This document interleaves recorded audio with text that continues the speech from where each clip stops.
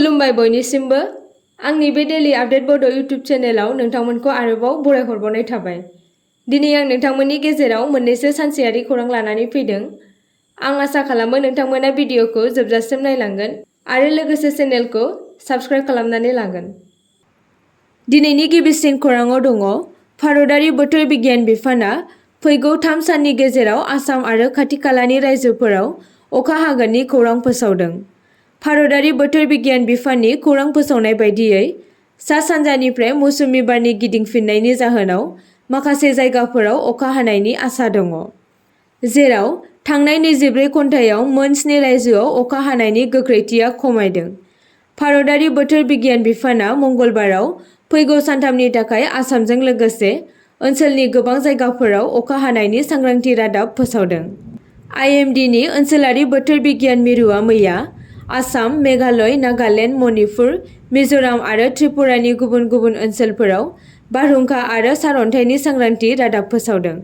बेनि अनगायैबो बोथोर बिगियानारि मावख'गिरिफोरा सांग्रां खालामदोंमोन दि दिनै आसाम आरो अरुणाचल प्रदेशनि माखासे ओनसोलफोराव गोबां अखा हानायनि आसा दङ।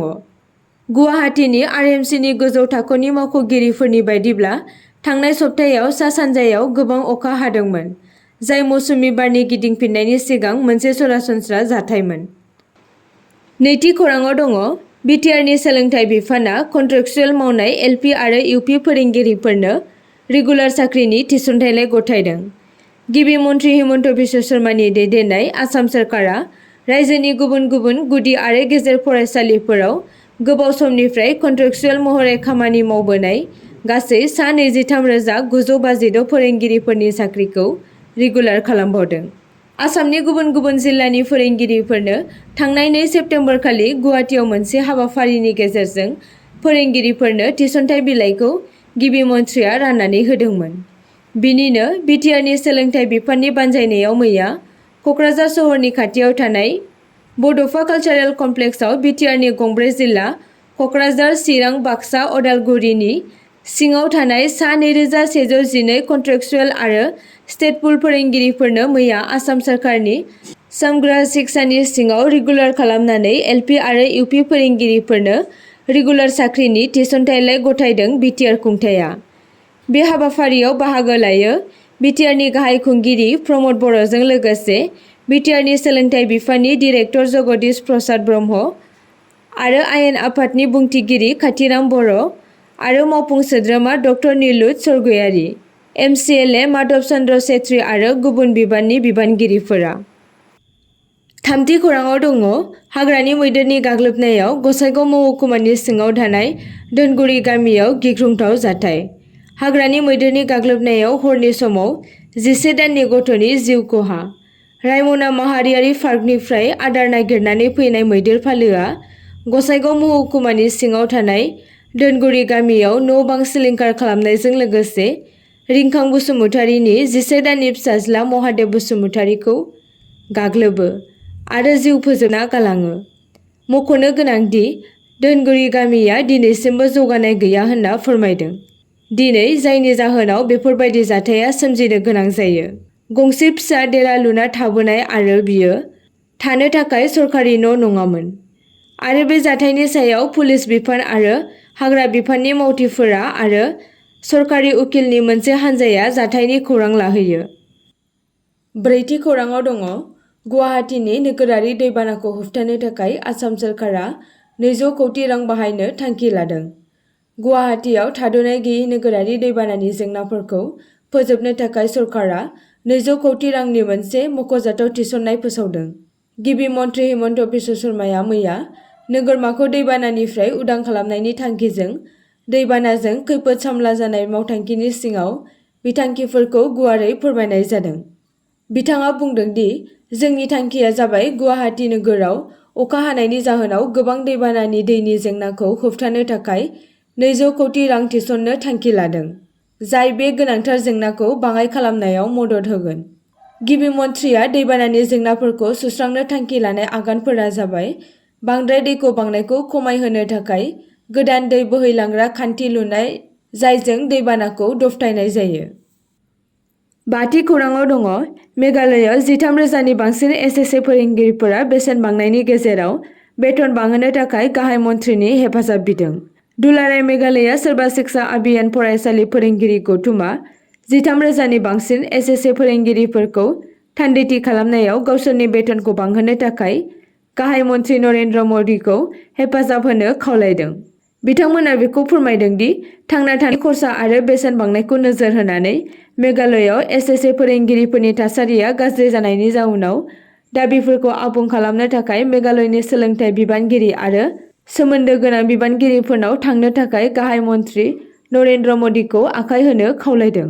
मख'जाथाव दि फोरोंगिरिफोरनि थाखाय जोबथा बेथन बांहोनाया 2016 निफ्राय 17 मायथाइयाव खालामनाय जादोंमोन, जेब्ला गाहाय गुदि फोरोंगिरिफोरनि थाखाय बेखौ 9,200 रांनिफ्राय 19,044 रां आरो गोजौ गुदि फोरोंगिरिफोरनि थाखाय 9,900 रांनिफ्राय 20,493 रांसिम बांहोनाय जादोंमोन। बिथांमोना फोरमायबावदों दि फोरोंगिरिफोरनि दानबान्थाया बांहोनाय जायाखै आरो फोरोंगिरिफोरा गोबाव समनिफ्रायनो बेखौ बांहोनो दाबि खालामगासिनो दङ। आथिखालाव बिथांमोननि बेथनखौ बांहोनाय जायाखै, जायनि फिथाय महरै गोबां रांखान्थियारि जेंनाफोर आरो सोलोंथाइनि गुबुन गुबुन आयदाफोर आरो ग्रेडफोरखौ फरायनाय गथ'फोरखौ हेफाजाब होनायाव जोबोद जेंनानि मोगा-मोगि जानांदों। गौतुमआ बेखौबो बुंदों दि रायजोनि थाखाय गावसोरनि दाबिफोरखौ आबुं खालामनो सोरखारनि गोसो गैयै धोरोम आरो हारिफोरनि गासैबो थाखोनि एसएसए फोरोंगिरिफोरा 1 अक्ट'बरनिफ्राय शिलंआव धर्ना होनो थाखाय थांखि लादों। द'थि खौराङाव दङ माजबाटआव सासे सुबुङा बिखायाव बुजाना जिउ खहा जादों। आसामनि माजबाटआव सानै सुबुंनि गेजेराव नांज्लायनायनि उनाव दावराव-दावसि जादोंमोन आरो जायनि जाउनाव गुबुन सासेया बिथांनि बिखायाव बुदोंमोन, जायनि जाउनाव गाग्लोबजानाय सासे सुबुङा गोग्लैयो आरो उनाव जिउ गोमायो। बे जाथाया मंगलबारखालि मोनसे फिसा बाथ्रा दान्थेलायनायनि जाहोनाव जादोंमोन। गोबां सुबुंनि फोरमायनाय बायदिब्ला बे जाथाया बे समाव जादोंमोन जेब्ला गाग्लोबजाग्रा सुबुङा मंगलबार हरनि 10 रिंगासोआव उदालगुरि जिल्लानि माजबाटआव सप्तायारि बाजाराव थांदोंमोन। नाहारबारि 1 नं गामिनि थागिरि दीपक गियानखौ दायनिगिरि बाहिपुखुरी साहा बागाननि नारायण किसानआ गले गले बिखायाव गोबां बुदोंमोन। जाथायनि उनाव गाग्लोबजाग्रानि नखरा बिथांखौ माहालियापारा मडेल हस्पिटालाव लांदोंमोन, जेराव डक्टरा बिथांखौ थैबाय होनना फोसावदोंमोन। बिनि उनाव गोथै सह'खौ मेजिस्ट्रेटनि नुजाथिनायाव पस्टमर्टमनि थाखाय उदालगुरि सुबुं देहा फाहामसालियाव दैथायहरनाय जादोंमोन। माजबाट पुलिसआ मोनसे अजद रेजिस्टार खालामो आरो नारायण किसानखौ खायो। बिसोरो जाथायनि सायाव नायबिजिरगासिनो आरो दायनिगिरिखौ सोंथि खालामगासिनो दं होनना फोरमायदों। स्निथि खौराङाव दङ आसामनि बङाइगावआव आइजोखौ फिसाज्लाया खास्रि-बिस्रियै बुथारदों। नखरारि नांज्लायनायनि जाहोनाव 8 अक्ट'बरखालि सासे आइजोखौ गावनि फिसाज्लाया खास्रि-बिस्रियै बुथारदों, जायनि जाउनाव दुर्गा फुजा फोरबोनि सिगां बङाइगाव सोहोराव गिख्रंथाव महर लादों। बे दुखुनांथाव जाथाया बङाइगावनि साहिद बेदियाव जादोंमोन, जेराव 45 बोसोर बैसोनि मानिका सुतारदारखौ बिनि फिसाज्लाया दुंहाव बाथ्रा दान्थेलायनायनि उनाव खास्रि-बिस्रियै बुथारदोंमोन। रिपर्टनिफ्राय मिन्थिनो मोनो दि बिमा आरो बिनि फिसाज्लानि गेजेराव नखरारि नांज्लायनाया बांदोंमोन। उनाव बाथ्रा दान्थेलायनायनि उनाव दुंहाव थासारियाव फिसाज्लाया गावनि बिमाखौ खास्रि-बिस्रियै बुथारो आरो जाथाय जानाय जायगानिफ्राय खारखोमालाङो। बङाइगाव सदर पुलिस थानानिफ्राय जायगानि आयेन बाहायग्राया जाथाय जानाय जायगायाव सौहैयो आरो गावसोरनि नायबिजिरनायखौ जागायजेनो। पुलिसआ खारखोमानाय फिसाज्लानि बिथांनि थावनिखौ नागिरनो आरो बुथारनायनि जाहोनाव जानाय दुखुनांथाव फारिखौ ज' खालामनो खामानि मावगासिनो दङ। 8थि खौराङाव दङ फालांगियारि रतन टाटाया 86 बोसोर बैसोआव रुंसारि जाबाय। फालांगियारि सुबुं अनफावरि रतन टाटाया बे बुहुमाव गैलिया। टाटा ग्रुपनि चेयारमेनआ 86 बोसोर बैसोआव रुंसारि जाबाय। बिथांखौ देहायारि लोमजानायनि थाखाय मुम्बाइनि मुम्बाइस ब्रिज केन्डी हस्पिटालाव थिसननाय जादोंमोन, जेराव बिथाङा रुंसारि जादों। टाटाया गावनि बोराय बैसोजों सोमोन्दो थानाय बेरामिफोरनि फाहामथाय लागासिनो दंमोन। बिथांनि रुंसारि जानायखौ रोखा खालामनानै आरपिजी एन्टारप्राइजेसनि चेयारमेन हार्षा गणिकाया रतन टाटाया रुंसारि जानायखौ ससियेल मिडियायाव फोरमायदों। फेब्रुवारि 2022 मायथाइयाव आसाम सोरखारा आसाम भाइबब टाटाखौ रायजोनि गोजौसिन नोगोरारि मान होदोंमोन। गावनि सुबुं अनफावरि हाबानि गेजेरजों रतन टाटाया गोबां सुबुंफोरनि जिउखौ दाना होदोंमोन। आसाम सोरखारा मोनसे सेमिकन्डाक्टर प्लान्ट गायसननायनि बावैसो बाहागोजों लोगोसे केन्सार जोथोन होनो थाखाय टाटा ग्रुपजों लोगो जादोंमोन। रतन टाटानि जोनोमा 28 दिसेम्बर 1937 मायथाइयाव जादोंमोन आरो इं 1981 मायथाइयाव टाटा हानजानि दिथागिरि महरै खुंथायखौ सामलायदोंमोन। इं 1991 मायथाइयाव बिथांखौ हानजानि मासिगिरि महरै बानायनाय जादोंमोन। जोबथा खौराङाव दङ सनापुराव गिख्रंथाव जाब्रबथायनि उनाव गुवाहाटी पुलिस अफिसारआ गावनि जिउनि गोब्राब थासारिजों जुजिगासिनो दङ। सनापुराव हरनि समाव मोनसे गिख्रंथाव जाब्रबथाय जायो जेराव बांगागड़ पुलिसनि साब इन्सपेक्टर अर्चना देवीआ गोब्राबै जोखोम जायो जेब्ला बिथांनि गारिया लाखिनानै दोननाय ट्राकजों सौग्रावदोंमोन। बिथांजोआ आथिखालाव गुवाहाटी मेडिकेल कलेज हस्पिटालाव गोब्राब थासारियाव दङ।